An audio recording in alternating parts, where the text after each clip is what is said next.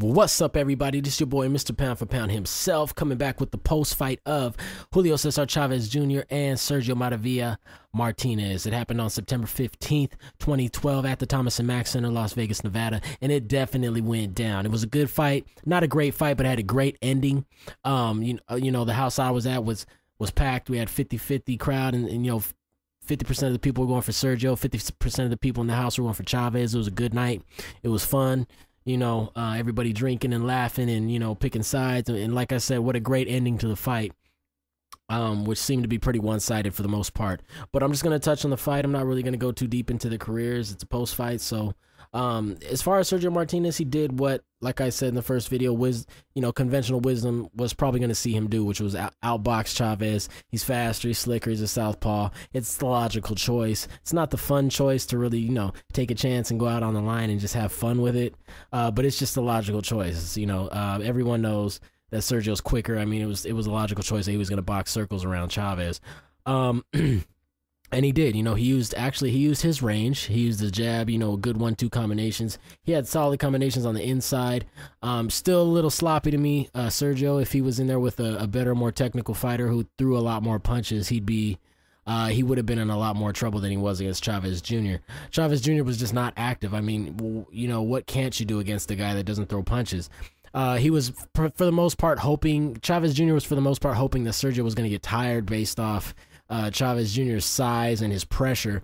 I mean, guys don't really get tired in the ring based on size and pressure.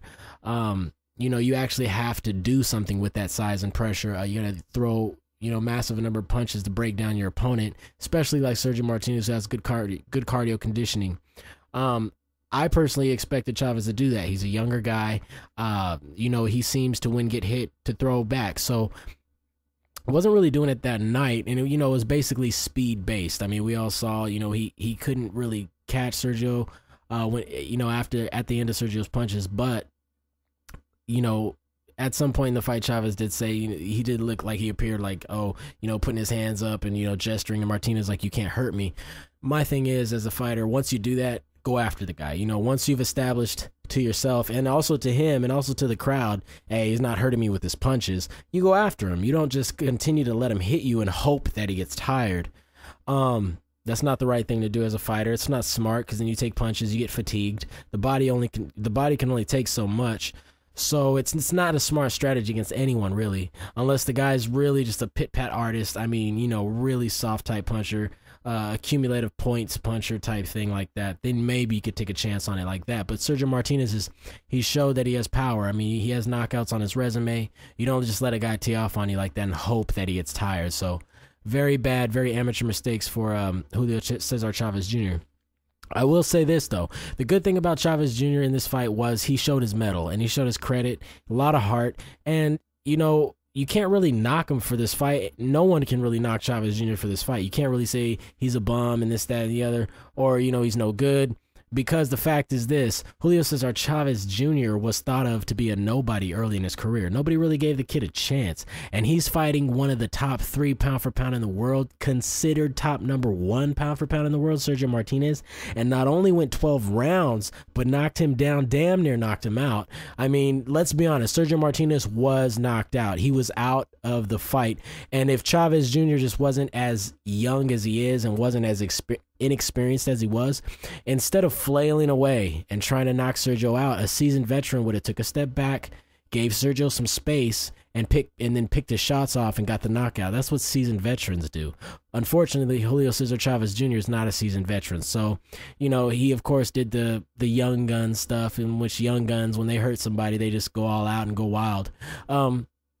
Even in the 12th round, I know Chavez Jr. felt like, I've been losing this whole fight. This is my time. But still, when a guy goes down, he goes down twice. When he gets up and he's obviously rocked, he's obviously hurt, you never swarm the guy. I mean, we learned that early in boxing. I know that, and I'm not even at that pro level. You don't swarm your man. When a man's hurt, you take time, you look at him, and you set your shots. And you actually set a couple shots to set the ending shot, and Chavez Jr. just didn't do that. All credit to Chavez. He finally found the range. Ironically, me and my friends were saying during the fight he should be throwing looping punches, and ironically, when he did throw the looping punches, it landed and stunned Sergio Martinez. I don't think that Now, I'm not going to take any credit away from Chavez Jr. I don't think that Sergio was tired. I don't think none of that. I just think that Sergio opened up. He was trying to finish the fight like a champion. He was trying to, you know, win with a knockout after a brilliant performance of boxing, and he got caught, you know, and honestly, I believe that, you know, Chavez Jr. had the power differential. I mean, you saw what happened. And if for anybody out there that thinks that Martinez has more power than Chavez, look at what happened in the fight. Martinez was banging Chavez for 11 rounds and didn't even do, I mean, the accumulated damage through 11 rounds was good damage. I mean, you could see it building up. His face was getting beaten up. But in the 12th round, I mean, Chavez put a brutal beating on Sergio and, you know, I mean, messed up his knee to where he needs knee surgery. I mean, the knockdown was vicious. So it's funny to see like 11 rounds of a beating on Chavez and then 1 round of what Chavez could actually did to Sergio had Chavez actually got to work and threw some damn punches. But if you look at Chavez training, the training from the 24/7s, I mean, him training at home, him training on his own time schedule. I'll wake up and train when I want to. I'm waking up at 6 p.m. That's not the way to train to fight anybody. And that's not the way to train to fight a Sergio Martinez. And then on top of that, you got marijuana in your system. So I'm sure at some point in the training camp, amongst his lazy attributes and his lazy training, he was smoking pot. He was smoking weed. So, I mean, if you're getting high and your training's not going to be optimal. But, you know, I am talking a lot of shit about Chavez Jr. and his training right now. But you also got to flip that and say, damn, you know, he trained pretty whack and he was smoking weed. And he still went 12 rounds with Sergio Martinez and knocked him down and damn near had him out of the fight. So, I mean, all credit to Chavez Jr. Back on to Sergio Martinez, I mean, you can't say enough about the guy, man. I mean, he did what he had to do. He fought hard 11 rounds. You know, he fought inside, he fought outside. He, you know, beautiful head movement in and out. Like I said, we're not really against an opponent where, you know, he had to worry about a lot of incoming that night, but still looked good. You know, he still looked good. He had the little 12th round hiccup where he was definitely hurt in the 12th round, but he pulled through it. He fought through it. Got to give him all credit for that. That has to do with mainly conditioning. Conditioning will get you through a good knockdown like that. And, you know, he showed his supreme conditioning. So Sergio Martinez definitely on the top pound for pound. I mean, after a fight like that, you got to give him #1 pound for pound because, you know, I know Floyd and Manny are up there, but Floyd and Manny haven't really had, you know, fights like that where they look great and, you know, big marquee fights and then have detrimental situations happen to where they pull through in the very end. So I think he showed his mettle a lot more than Floyd Mayweather has in the recent times and a lot more than Manny Pacquiao has in recent times, you know, so he should be, you know, in my book, you know, rated #1 pound for pound. If not #1, then probably #2 pound for pound, right below Floyd. Manny has fell down on the pound for pound list because, you know, he's had the loss to Bradley. So definitely Martinez is up there. So sky's the limit for Martinez. I'd personally like to see him fight.